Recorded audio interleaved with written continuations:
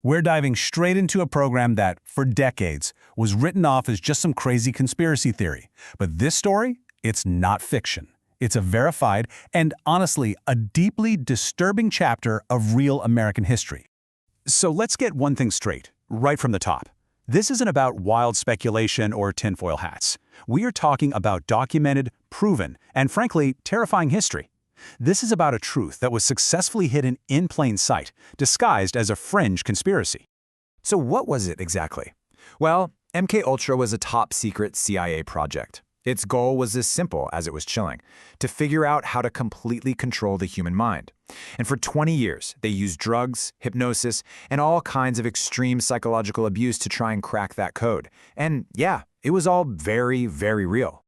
Now, to even begin to wrap our heads around how something like MK Ultra could even happen, we've got to go back to where it all started, the intense, suffocating paranoia of the early Cold War.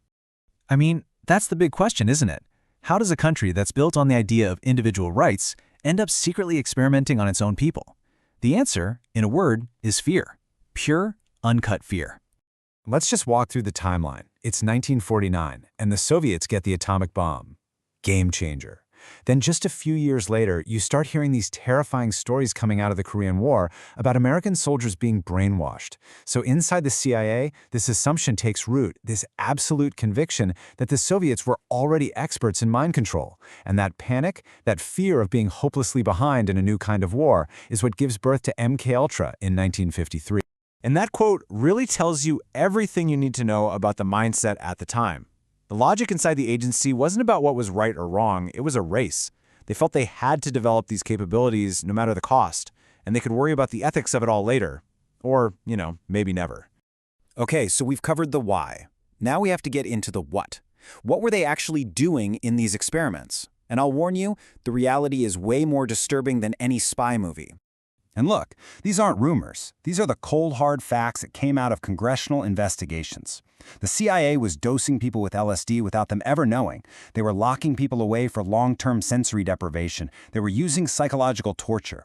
And their targets were ordinary civilians, prisoners, patients in hospitals, often operating through front organizations so no one would trace it back to them.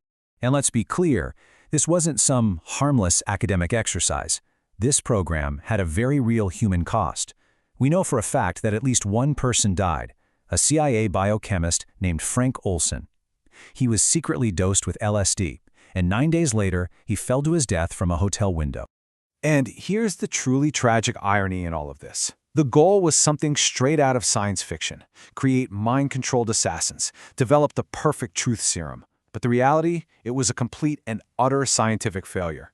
They never developed a single reliable mind control technique. The only thing they consistently produced was severe and in many cases permanent psychological damage. And this is so important to understand. The people they were testing these things on, they weren't enemy combatants. They were Americans. And often, they were the most vulnerable people in society: patients in mental health facilities, prisoners, people struggling with addiction, people whose stories they figured would never be believed. So this raises a huge question, right? If this insane program was real, and it was happening on this scale, how on earth did it stay hidden for so long? How did they manage to make the truth sound like a crazy conspiracy theory? Well, the cover-up was pretty methodical. It was like a playbook. Step 1, get rid of the evidence. In 1973, the director of the CIA ordered almost all of the files to be destroyed, burned. Step 2, just lie. The government issued official denials over and over again. Step 3, discredit the victims. These people were deeply traumatized. Their memories were fragmented, and that made it really easy to paint them as unreliable. And finally, step 4, the whole thing was just so unbelievably nuts that most people just couldn't bring themselves to believe it was true.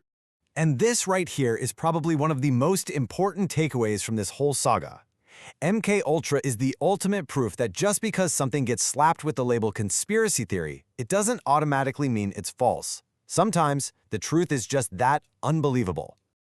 The dam finally broke in 1975. A handful of documents that had been misfiled and escaped the shredder were uncovered by some major congressional investigations, especially one called the Church Committee. And for the first time, the American public saw official proof that this crazy theory was, in fact, official government policy. You know, the legacy of MK Ultra is really complicated. It left these deep, permanent scars on the country. But at the same time, the shock of discovering it forced the creation of some really important safeguards we have today. The damage was just profound. For the victims, it meant a lifetime of pain. For the country, it shattered trust in the government and even in scientific research. And worst of all, it set this terrifying precedent that if you just slap the label national security on something, you can get away with almost anything. But here's the paradox. Out of all that darkness, some real, tangible good eventually came. The horror of MK Ultra led directly to the creation of things like institutional review boards to make sure research is ethical. It's why we have such strict informed consent laws. And it forced Congress to get way more serious about keeping an eye on intelligence agencies. In a tragic way, MK Ultra became the ultimate cautionary tale. And really, it all comes down to this core idea, informed consent. It's the simple, powerful principle that you have an absolute right to know what you're getting into before you agree to anything. That's the principle MK Ultra systematically destroyed, and it's why we protect it so fiercely today. So I get it. This all happened decades ago. It feels like ancient history. But the lessons here, they are absolutely timeless. And they might be more relevant today than they were back then. Because when you strip away all the details, MK Ultra is just one example of a terrifyingly common pattern in history. It doesn't matter if it's Unit 731 in Japan or the Tuskegee experiment right here in the US. The story is always the same. It's what happens the moment a government decides that its abstract goals are more important than a real, living, breathing person's dignity. Which of course brings us to the final, really unsettling question. With all our new technologies, our new fears, and our new justifications for secrecy, could something like this ever happen again? And the answer this history gives us is pretty clear. You don't have to believe in every wild theory you hear online. But what we absolutely cannot afford to lose is our healthy skepticism of power. The lesson of MK Ultra is that the moment we stop asking tough questions, the moment we stop holding powerful people and institutions accountable, that's the moment we create the perfect breeding ground for the next MK Ultra. And that is the real story of Project MK Ultra.